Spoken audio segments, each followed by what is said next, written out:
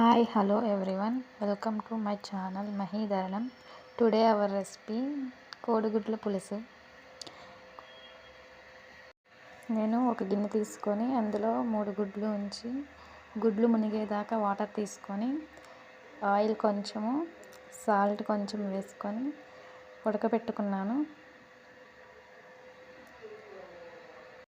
గుడ్లు ఉడికేలోపు కర్రీకి కావాల్సిన వాటిని రెడీ చేసుకుందాము.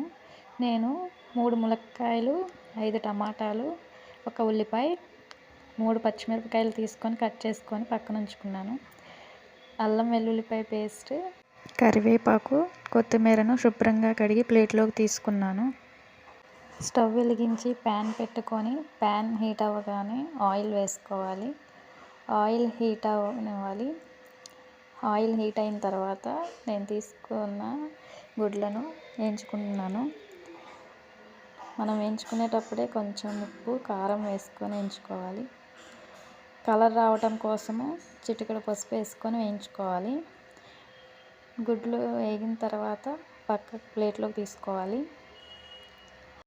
గుడ్లను వేయించుకున్న ఆయిల్లోనే బిర్యానీ ఆకు, చెక్క, లవంగం, యాలక వేసుకొని వేగిన తర్వాత ఉల్లిపాయలు, పచ్చిమిర్చి, కరివేపాకు, ములక్కాయ ముక్కలు వేసుకొని మగ్గించుకోవాలి.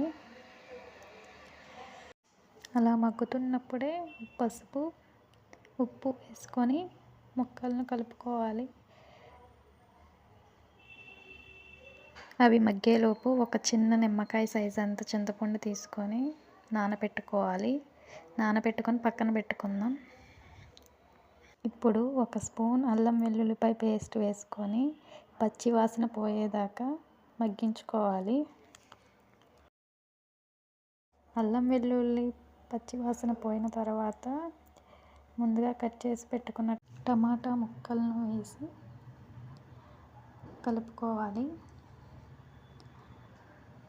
టమాటా మగ్గటం కోసము మూత పెట్టి ఒక 5 నిమిషాలు మగ్గించుకోవాలి. టమాటా ముక్కలు మగ్గిపోయిన తర్వాత కారం వేసుకొని కలుపుకోవాలి. మనం ముందుగా వేయించి పెట్టుకున్న గుడ్లను కూడా వేసుకొని కలుపుకోవాలి.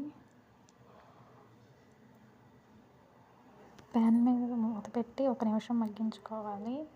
మనం ముందుగా తీసి ఉంచుకున్న చింతపండు రసం వేసుకొని కలుపుకోవాలి.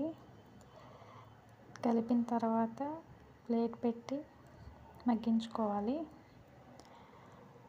మధ్య మధ్యలో కలుపుతూ ఉండాలి. కన్సిస్టెన్సీ అనేది వాటర్ అంతా ఎగిరిపోయి నూనె తేలేదాకా ఉంచుకుంటే సరిపోతుంది. ఫైనల్గా గరం మసాలా వేసుకొని కలుపుకుందాం. ఫైనల్గా కర్రీ రెడీ అయిపోయిందండి. నా వీడియో కనుక మీకు నచ్చినట్లయితే like, share and subscribe to my channel. Thank you to all.